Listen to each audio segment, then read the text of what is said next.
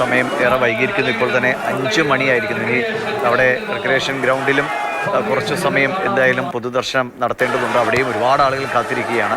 വഴിയൊരുക്കുന്നു, വലിയ തിരക്ക്. അതിനിടയിലാണ് കനത്ത മഴ കൂടി അല്പം മുമ്പ് പെയ്തത്. ഇപ്പോഴും മഴ ചാറുന്നുണ്ട്. അദ്ദേഹം ആലപ്പുഴ DC ഓഫീസിൽ നിന്ന്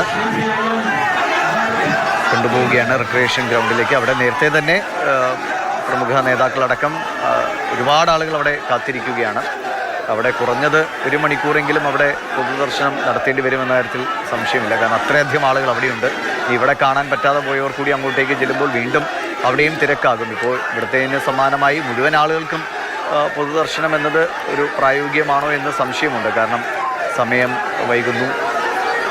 അതിൻ്റെയൊക്കെ അടിസ്ഥാനത്തിൽ ഇന്നലെ ഉച്ചയ്ക്ക് തുടങ്ങിയ വിലാപയാത്രയാണ്. മിനിഞ്ഞാന്നാണ് മരണം സംഭവിച്ചത്.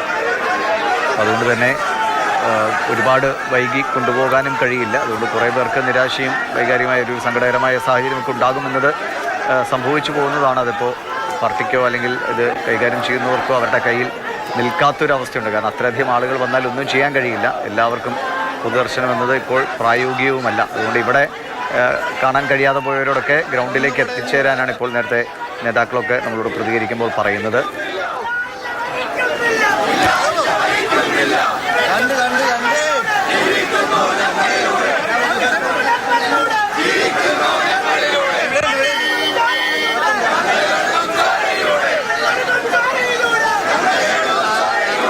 ഇത് റിക്രിയേഷൻ ഗ്രൗണ്ടിൽ നിന്നുള്ള ദൃശ്യങ്ങൾ കൂടിയാണ് ഇപ്പോൾ പ്രേക്ഷകരിലേക്ക് വരുന്നത്. ഒന്ന് DC ഓഫീസിൽ നിന്ന് പുറത്തേക്ക് എടുക്കുന്നു.